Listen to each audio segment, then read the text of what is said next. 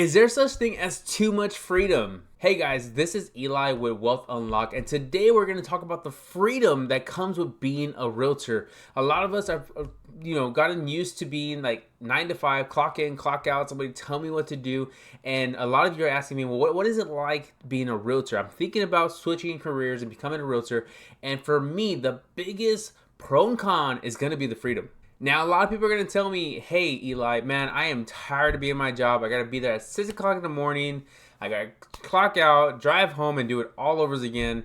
I really would like some more freedom. And hey, I totally understand you. From working tons of jobs that are clock in, clock out, and being a realtor for the last 5 years with freedom, I can tell you there's some pros and there is some cons. So make sure to sub on the channel so you can get some more extra videos that can provide value for you guys, especially if you're trying to become a realtor, because we're going to pumping out more videos on what it's like to become a realtor and how to become one, so that way you know what you're getting into before you do it. So the first things first with the freedom thing, let's do a pro. And I think it's the first thing off the back that everybody thinks of is the freedom to do what I want when I want. If I want to take a vacation, I'll take a vacation. If I don't want to work today, I won't work today. If I want to go watch a movie, I don't have to ask anybody. Like, there's no PTO. I don't have to do any of that. I can do what I want to do. And yes, that is essentially a good pro. You can do what you want to do when you want to do it, but it can also be a con, because honestly, in the business of being a realtor, you are a 1099 employee. You are in charge of your own business. You have to think about it. Even if you're at a brokerage, you yourself are running your own business. And just like any business, if there's no products being sold, guess what? You ain't getting paid. So the pro to this is having more freedom, not having to push the clock or anything like that. But the con would be that you have to be disciplined enough to put in the time for the business.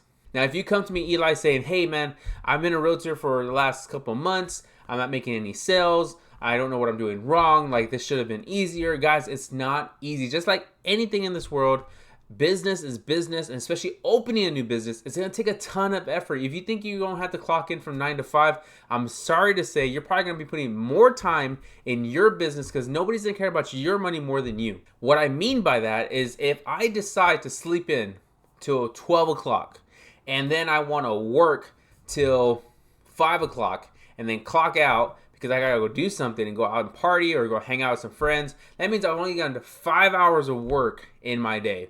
And if you times that by 5, and that's if you work all 5 days, you're only putting 25 hours into your business. You are a part-timer at best. And let me tell you, if there's anybody in the world that tells you building a business, starting something doesn't take effort, they're lying to you. If you can ask any multi-millionaire and watch their interviews, and they'll tell you that they've spent sleepless nights trying to figure out what works, what doesn't work, how they're going to grow the business, and it takes a lot of effort. A lot of times, especially when you're barely starting, you're actually doing more hours in the week than you would at a 9 to 5, because you're still trying to figure things out. And after that time has come by, you start implementing strategies, systems to cut back on that time, but the effort is still there. So the first thing I'm going to ask you is, with the freedom that you have, what are you doing with it? Are you gonna sit on TikTok all day? Are you gonna watch Netflix all day? Are you not gonna go to work because it's a little rainy outside? You have to put the effort in.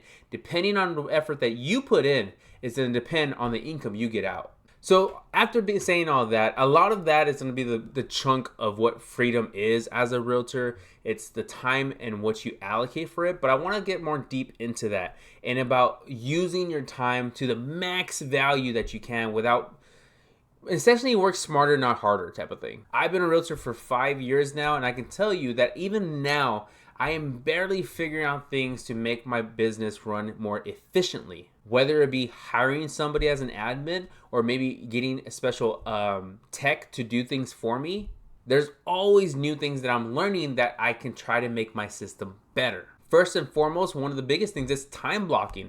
A lot of people don't time block. It's like anything. Think about your money. Whenever you get paid on payday, let's say you got paid $1,000 and you have it in a card and you're like, man, I have $1,000 and I only have so much to pay in bills. Oh, I have enough to go do this and go do this. And you're swiping your card and swiping your card. And the next thing you know, you look at your account and you are over what you were planning on spending, and now you don't even have enough for your bills. It's the same thing with time.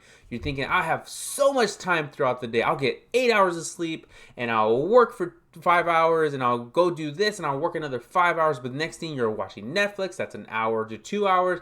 Then you find a new favorite show. Then you're on TikTok scrolling. I don't know about you, but when I scroll on TikTok, it takes hours of my days and I'm just like, oh man. Or then you think, oh man, I'm gonna get up early in the morning. Next thing you know, you sleep in, you don't wake up till 10. Time goes by so fast. And more crazy about that is that you don't get it back. Once that time is gone, it is gone forever. So how are you going to be more efficient with your time? Time blocking is a great skill. You're taking your day. I have an app where I take my day and I decide, okay, first of all, what are the things I need to do? Second, what are the things that I need to do at a certain time every day without fail? So for me, it's waking up at 5 o'clock in the morning. Now, do I wake up every day at 5? No, sometimes my alarm goes off. I don't hear it. I'm so tired. I sleep through it. Maybe I'll wake up at 6, 7, something like that. It happens. Biggest thing is don't try to be perfect. You're not going to be able to do it every day, but do your best. Okay, so I wake up at 5 o'clock every day. Next thing I do is I do my devotional, and I do a thing where I do a devotional and I do a teaching on that devotional for my blog that I'm trying to do more devotional because I want to turn it into a book later. But nevertheless, it takes me anywhere from an hour and a half to 2 hours to do, and that's my devotional time. So I would say I'm done probably about 7 o'clock. Next, I have two things I can do. I can either get up and go to the gym, or I can take this time to relax and figure out there's things I need to do in my business. This could be things like scheduling content, editing, things like that. So I try to maybe go to the gym every other day, and those other days I do like the editing process, or maybe get my day more organized, because by 9 o'clock or at least by 10, I would like to start working. And what I mean by working is I need to call clients, I need to make lists for homes or apartments or rental properties, or I just need to follow up with some people or lenders on applications that I've been working on with them. I do all follow-up stuff. So from like 9 o'clock to about 11 o'clock or even 12 is when I start trying to do that sort of stuff in my day. And then of course you got to take lunch. So from 12 to maybe 1, maybe 2 sometimes, depending on how I feel. If it's not a busy day, I kind of relax. I worked hard. I got up really early. I try not to take a nap, but that's hard. But I try not to take a nap. But from 12 to let's say 2, it's kind of do what I want to do type of time. Then from 1 or 2 to about 5 o'clock, I work the rest of the day. Usually this ends up being either me sitting in my office or meeting up with a team member, or usually it's going somewhere to do like a recording of some sort. Like if I'm gonna go interview a builder, or just go record some content at a builder's location, like their houses, or if I have a listing myself, go record some listings, make some new content, get content stuff out the way, because that usually takes the longest because I have to go somewhere. The recording is not a big thing, it's the going somewhere. And I don't do this every day, honestly. I mainly try to do this on Tuesdays, Wednesdays, and Thursdays. The other days, it's other stuff, like whether it be sitting down with my wife, going over like bills or future events that we have planned, things like that. And then normally by 5 o'clock, I try to be done. Sometimes I don't. I usually end up doing extra work because I'm just trying to get stuff done. But I try to cut it off at 5 just because I kind of want to spend more time not working. So this will be either spending time with my family, playing a video game to just kind of unplug. This is unplug time. And a lot of times, this is like the biggest thing people don't do well with their freedom. Two things will happen. They'll continue working, but they'll do it every day and they'll get burnt out, or clients will call you and you're answering the phone even that late, because people don't get out till later. So I totally get it. You're answering the phone, and next thing you know, it's like 10 o'clock, time to go to bed, and you gotta do it over again. You never get time to just relax, because the biggest thing with freedom is that we are so unbalanced with it. We can't balance work with lifestyle. It's so all over the place, and eventually you get burnt out and your whole system just falls apart. So I know that's a lot of stuff to be thrown at you, and it's a big thing, but just essentially time blocking, figure that out. Whatever works best for you. Watch other people's videos on, so what I did when I started doing my time blocking is on TikTok and YouTube, I put how to time block my day, how to time block as a realtor schedules, and look to see what works for other people so that it might work for you. Now, being a 1099 employee means exactly what it means. You are in charge and control of what you want to do. Your broker, your boss can't tell you what to do. They can suggest. And I think this is one of the biggest things that, as people are new into real estate, they feel like they don't know what to do, but don't like being told what to do. That's the hardest thing as a leader to try to get across, because we want to help so much, but at the same time too, a lot of people may not take the advice we give them, they take it as criticism, and that's not what we're trying to do. The biggest thing, especially in a brokerage or a leadership position, is that we want you to do well. And if we've been in the business longer than you, maybe we have a little bit of experience to maybe make it a little easier for you, because we have stepped in the holes, we have walked through the wrong doors, we have met the wrong people, and we're trying to make it easier for you. Because why would I, as your also friend, want you to make the hardest choices possible? But hey, I know people that they have to learn the hard way, and unfortunately, people decide to do that. But if you're at a brokerage, for example, my brokerage Wealth Partners Realty Group with Nadine Long as my broker, she does a great job at trainings when she can do them. We actually just went to a conference with the Real. It's another brokerage that we're able to tag along with them, and she paid for us. And we were lucky that she was able to. And it was a great event, a lot of great knowledge and things that were wonderful for our business that I start implementing myself, so that way I can grow my business. Because the thing about a business is that if it's not growing, it's dying. So you can't stay the same. It never stays the same. You want to keep growing. And so if you are lucky enough to have a broker or a team lead or somebody willing to mentor you and help you in your new career, take that advice. Be there when you can. Don't make excuses, because a lot of times you're going to miss out on things that can be just what you need to get your business up and going.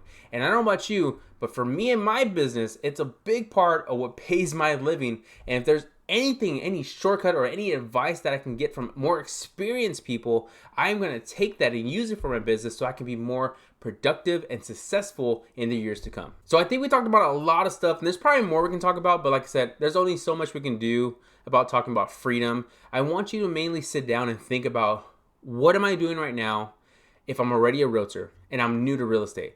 Am I really taking advantage of the things being presented to me? Or am I just giving it just enough? Because if you give it just enough, guess what? You're only going to get just enough. And we're not made to be, surviving this world. We're made to thrive in this world. But the thing is, it's all up to you and the choices you make. If you decide to say, hey, I show up here, I show up there, I showed up. No, it needs to be, man, I showed up and I learned and I killed it and I'm doing it and I am thriving. A lot of people think that, I can get to it later. But yes, tomorrow's not guaranteed for a lot of us. At the same time, too, you're pushing more into the next day when, again, we only have a certain amount of time given to us. So take advantage of what you can. Start time blocking your schedule, making tasks, and start knocking them out. Little goals here and there, not big goals. Do little goals like, hey, I need to make 10 phone calls today. Hey, I need to talk to 5 people in my network. Hey, I need to visit 2 builders this week. Little things like that, and getting them done so that way you can start slowly gaining your confidence in your new career, meeting new realtors, meeting new lenders, meeting new loan officers, meeting new builders, meeting new contractors, meeting new inspectors. Those are the people you need in your life, as well as when people come to you to help you buy or sell a house, you need to be able to confidently get them to people that are going to be able to help them. So again, guys, if you're new to real estate, I wish you the best of luck, and I hope you have the best mentors. Guys, it took me 4 chances to find a broker that I actually really like. So don't feel discouraged if you don't get to right person on the beginning. Hopefully you do, but hopefully you ask the right questions. That's going to be the next video, is how do I find a mentor and a broker that best fits me? So make sure to follow so that way you guys can get information on that. That'll be posted next week, as well as we have a new podcast every Monday for you guys. If you have any questions or concerns, make sure to put it in the comments, and we will love to answer your questions whenever we can. Guys, enjoy your day. Make sure to unlock your wealth, and I'll talk to you later. Bye.